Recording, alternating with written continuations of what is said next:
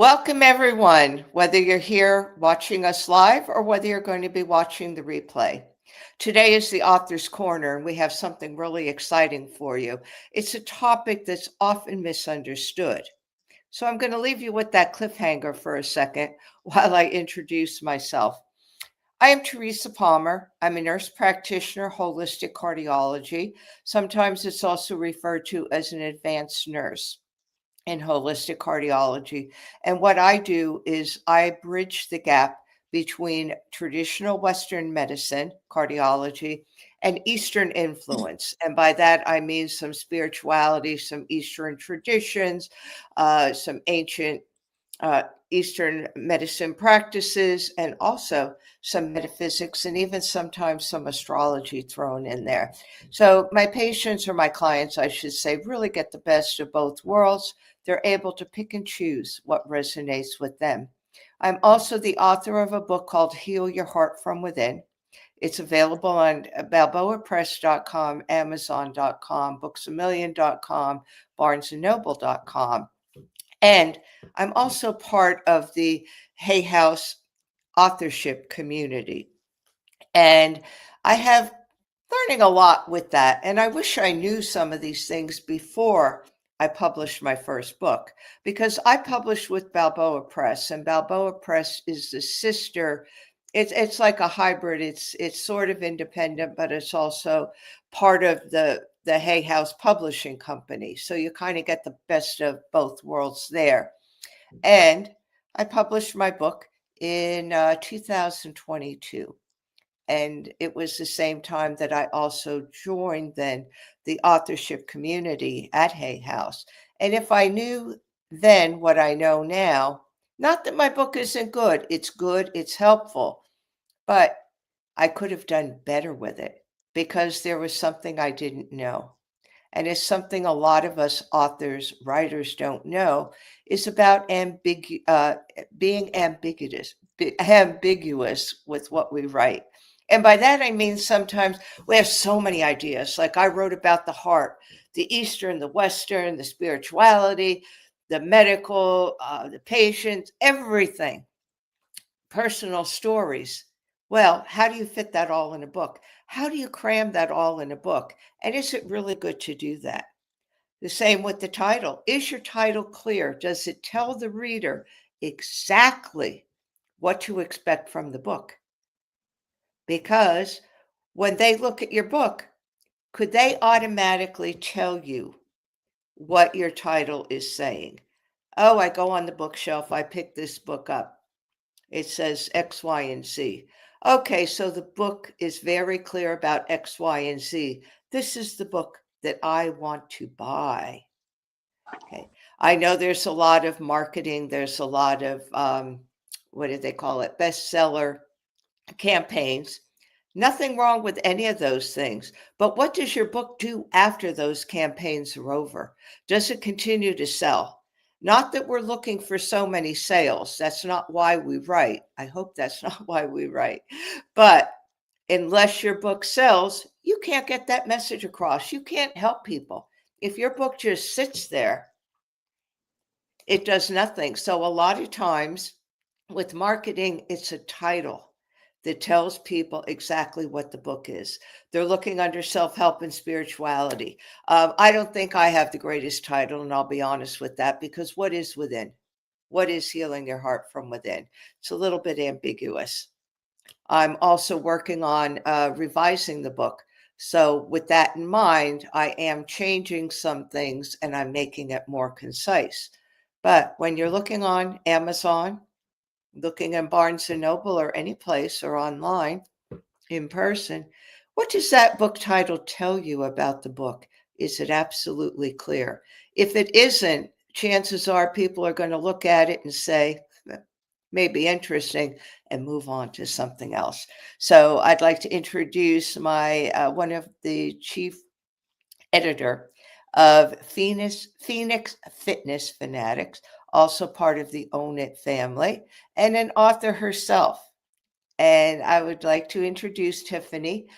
Introduce yourself and then give us your take on what I just talked about. Lily. Hey, everyone. Good morning, good afternoon, good evening, wherever you are. Welcome, welcome. Thank you for joining us. And thank you, Teresa, for, providing us the space, for the author's corner as well, with this. So, yeah, your title, you're right, is everything. And when I write anthologies. So a lot of times um, the title may be a little bit different. Like for example, I have Becoming a Girl Powerhouse, Breaking the Mold. And then the women are sharing their stories. Now, those titles of those chapters have to grab you, and they have to really have something to do with what you're writing. When I write about personal experiences, and we go through so many different personal experiences, and you're so right, Tracy, you can't put it all in one book. What I like to do is I like to put a chapter in, you know, each of the books. I love anthologies just because I love working with other individuals together, because we just really come up with some magic when we work together. My last one was Unsnapped. And Unsnapped, it's about anger management. So when you are looking under anger management, if you see Unsnapped, you're going to want to look at that. You're like, wait, unsnapped. Okay. Anger management. I don't want to snap. I want to unsnap. Right. So that grabs you. Now, I also went a little step further and I did an acronym with my last book, which the acronym was a little bit long, but every time someone would look at it, they're like, wait a second. Okay. They see unsnapped. And then they see understanding necessary solutions needed to apply positive principles ending destruction. They know exactly what they're going to read. These are going to be tools that are going to help you to end the destructive pattern of your anger, right? So I think that it's everything. Excuse me, when you are looking at that title. We have a men and women's edition of Unsnapped, and in the chapter that I wrote, I said orange is not my color. Okay. And you think about that, orange is not my color, you are going to think about that orange jumpsuit. Yeah. Right? And that is what I talk about, is a couple of situations where I could have snapped and could have wound up in jail. So you Mm. see where the two correlate here. And that's really what you want to do. You want to be able to grab, the person's attention and then really bring them into the book, the chapter, whatever that is. So that's my take on it. Yeah. Oh, thank you so much. You brought up some really good points. I could say orange is kind of my color. I look good in it, but I wouldn't wear it. And I certainly wouldn't want to do anything to land up in jail. So we'll stay away from the orange. But you're absolutely right. The title, when I wrote my book, I did have editing done through Balboa Press. And I have to say, they weren't thrilled with the title. But it's my book. And I chose to go with it. Hmm. So I overrode what they said because I thought it was catchy. Okay, heal your heart from within. You look on the list of the Amazon or you look at good books or anything, and there were a lot of books that deal with healing yourself from within. So I thought it would fit in easily in that. But at Hmm. the same time, it doesn't exactly say what my book is about. And my book was actually written for my patients in a private practice. That's actually what I wrote the book for. I wrote it during the time of uncertainty, 2000 and on, 2020 and on. Oh my goodness. And I really wrote it so that people get the knowledge and the tools to be able to help themselves. Because I think during 2020, we realized that healthcare providers really didn't have all the answers. Sometimes we didn't have any answers. And instead of leaving people hanging, if you could be empowered with the knowledge and the tools, you could help yourself. So that's why I wrote my book. The second time around, I'm going to be a lot more concise with what I'm writing about. I'm also thinking about a fiction book about a person that gets a heart transplant and kind of the whole emotional, spiritual end, not the physical, not this physiological, but the whole thing with that. So I have to come up with a catchy title. And one thing I've come up with is a change of heart, which would definitely, when you get a heart transplant, definitely have a change of heart. So I'm playing around with different ideas. Also, like I said, revising my book that I have currently to make it a lot more concise, to really give the separation between the heart physically, emotionally, and spiritually, because I kind of put it all together in this book. But absolutely right. We don't always know that as authors. I know I've seen some really catchy titles out there, but I have no idea what the book is about.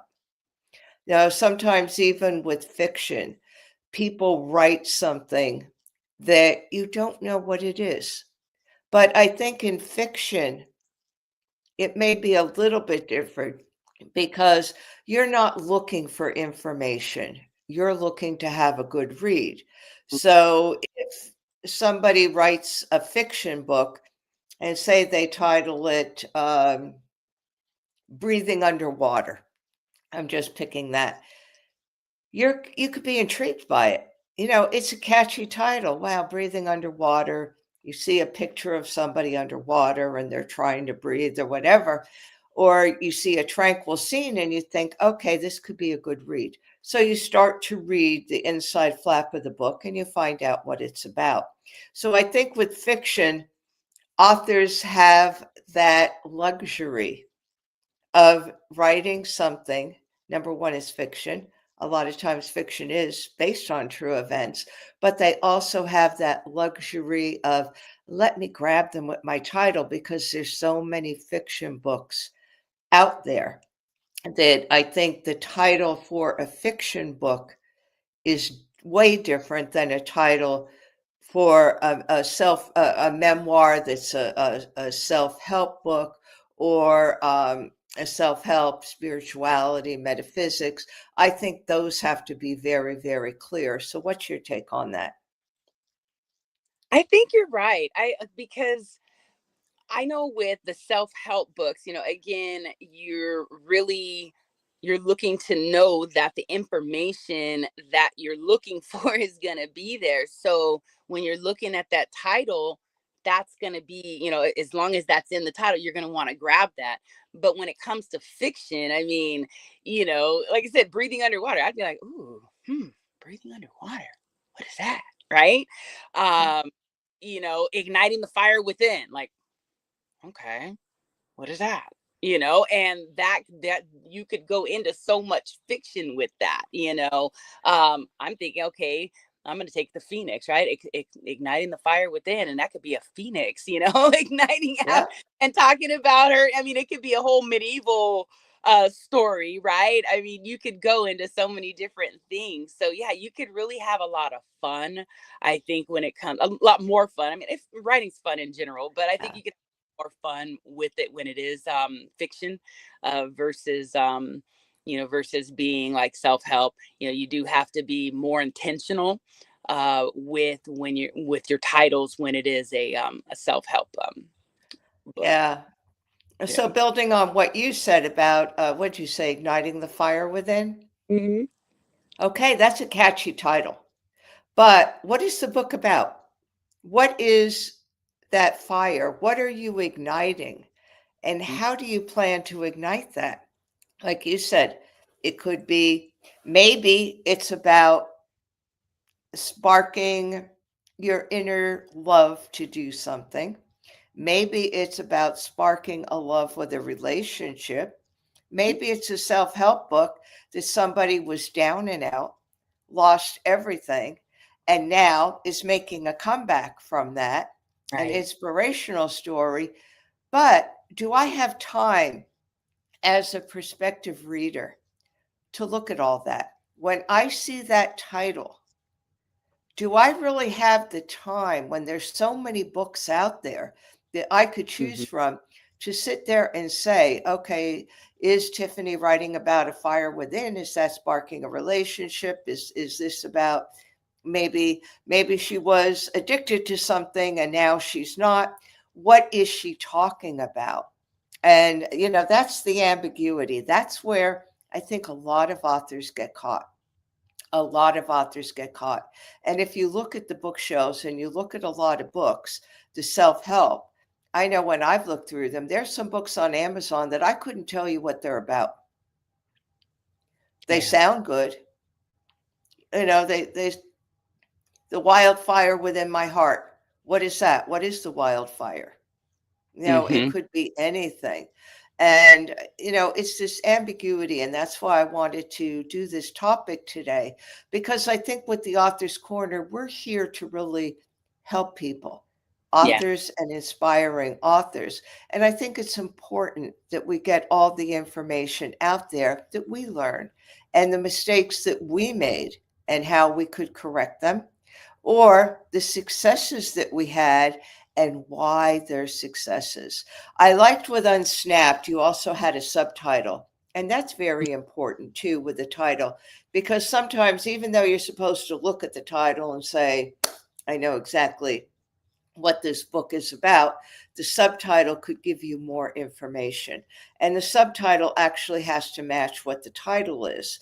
And sometimes authors will have a title, but then they'll put a subtitle that they think is catchy, that they think is really going to draw people, but it's an ambiguous subtitle. And that throws the person off, the prospective reader, because they say, okay, on the top, she's talking about anger management. But then now with this subtitle, she's talking about igniting a fire. Is Mm. she setting something on fire? Is it passion now? What is it? So, again, that ambiguity that I think we have to be so careful of. And Yeah. also what we put in our book. Could everything fit in one book? I wanted to give everybody as much information as possible. And Balboa Press told me I had to be concise. Mm. They didn't want, they said, can't write a novel for television. You have to be concise. I think I did a pretty good job with that. But then again, it's it was difficult at the time because I didn't really know exactly what I was writing. And I think that's another thing we suffer from as authors and Yeah. writers, that sometimes, I mean, face it, anybody could write nowadays because you could publish anything yourself. All you have to do is upload it and put it on Amazon or whatever. So it's not difficult. So Yeah. sometimes we think, okay, I'll just sit down and write. But that's not really what it is. And I think we need a title before we even start to write a book. And I think with anthologies, you have to have that title first, because if you don't, how are you going to know what to put in the book? So could you elaborate on that? Now that's very true. With an anthology, you have to have that title because you also have to know what authors you're going to be going out to reach out to, right? So, for example, with becoming a girl powerhouse, we have subtitles with those as well, and those are all women sharing those stories from trauma to triumph. So when you see becoming a girl powerhouse, what is it that help these women become the girl powerhouses that they are, right? So yeah, it is very, very important to make sure that you're very clear with your title. I love subtitles.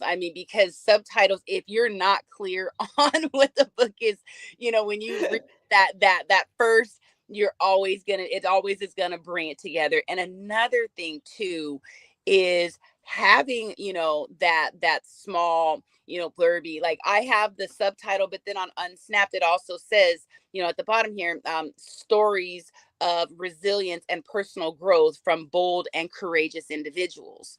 So you Uh, know exactly what's going to be in there. So don't be scared to go a little bit further and put some subtitles, put a little description together, so the person knows exactly what they're reading.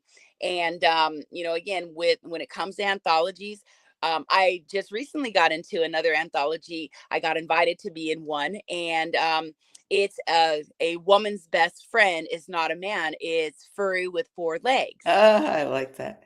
Yeah, right. And it's about dog moms. So that, and it's an anthology. So anybody out there, any dog moms out there, I'm just going to throw it out there. Author Danny Matthews, amazing visionary author. So definitely tap in.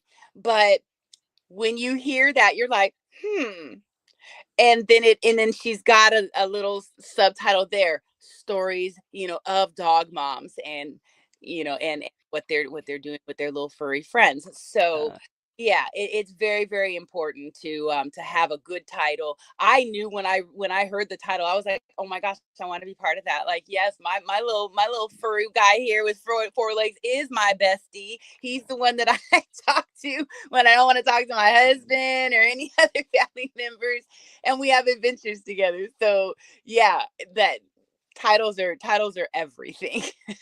yeah, they definitely are.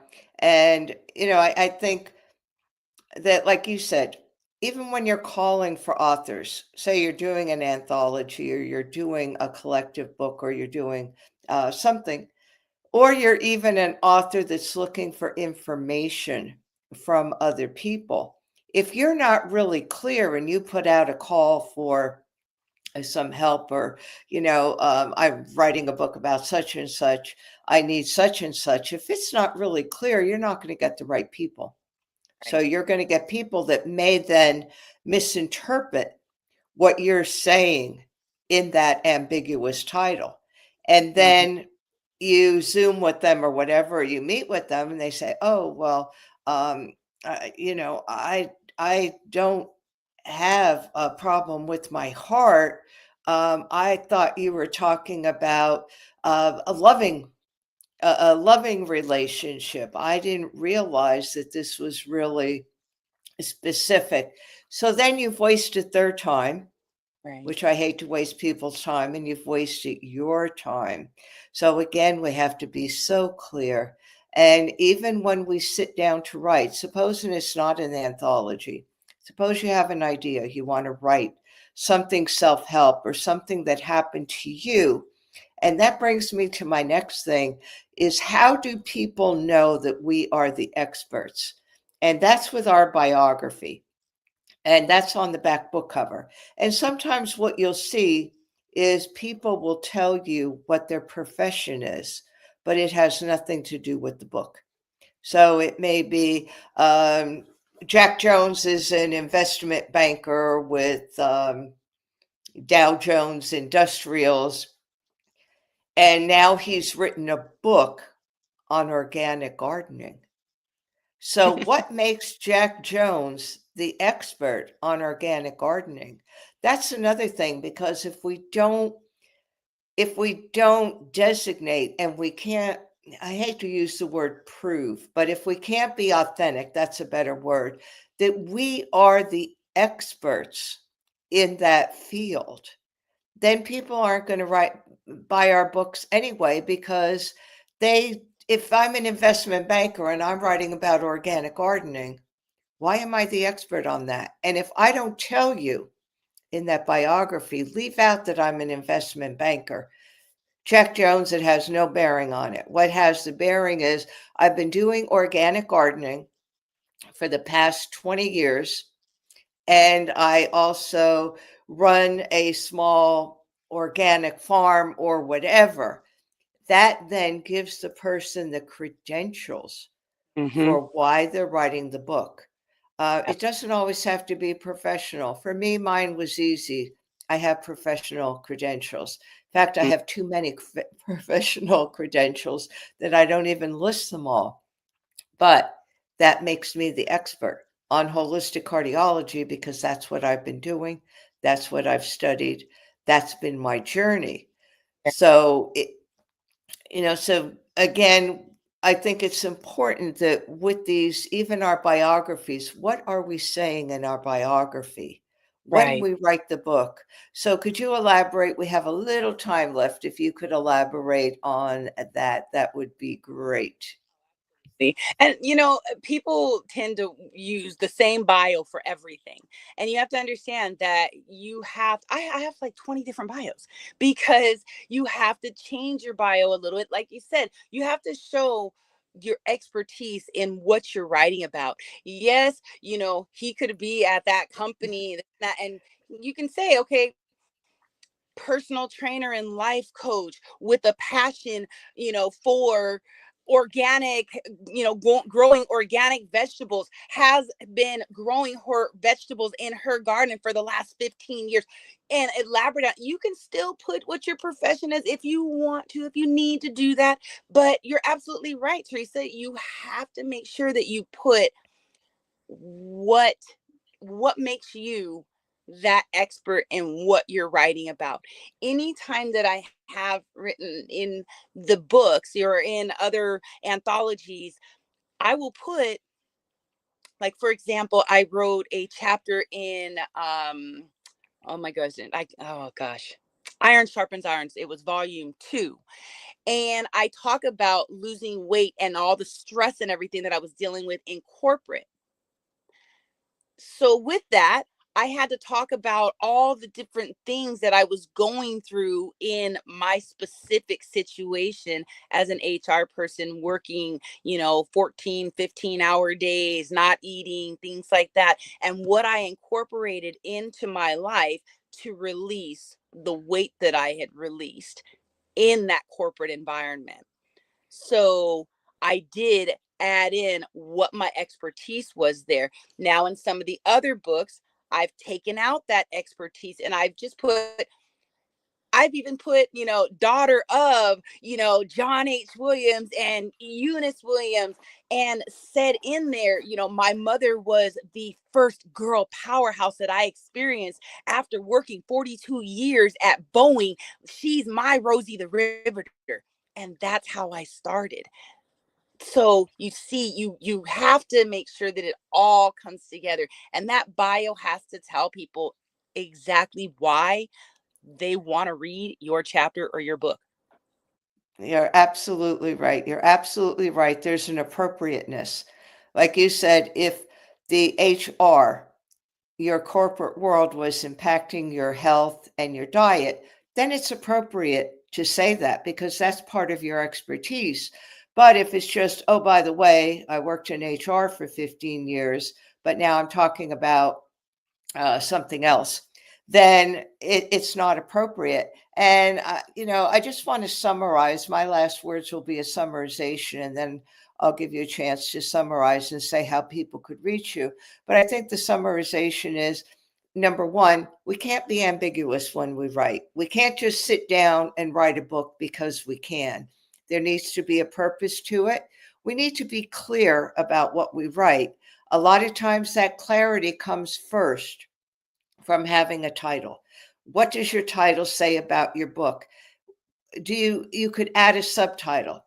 A lot of books have subtitles. There's nothing wrong with that. How clear am I with that?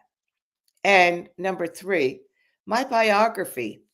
Does it tell the prospective reader why they should listen to me?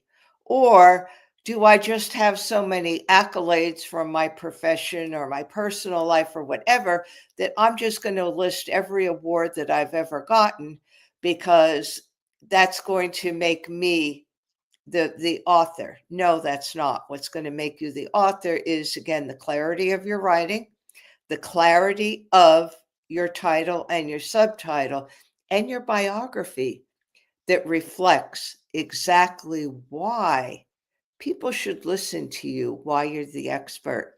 And right now, I could be reached on Instagram because my website is undergoing reconstruction, revision, and that's been a challenge in and of itself, but that's a story for another day. May actually make a good topic on keeping your word and getting work done when it's supposed to, but we'll talk about that at another time.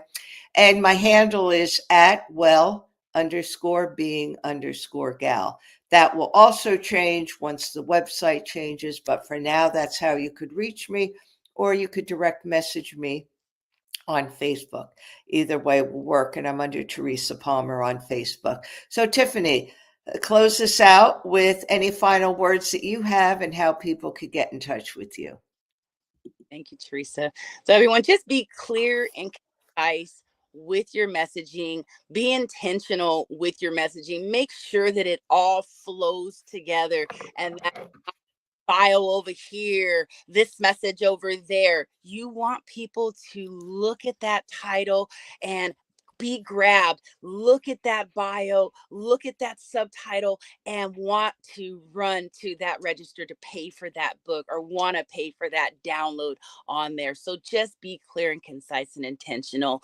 And if you need help with that, get a coach, because guess what, we are out there to help you to get clear and concise. So if you need help with creating a book, if you need help with just really getting clear on your messaging, you can reach out to me. You can reach out to, it's Coach Tiffany Para on Instagram, or you can reach out to me on Facebook, Coach Tiffany Parra, PFF Coaching. And also you can email me at Phoenix Fitness Fanatics Magazine at gmail.com.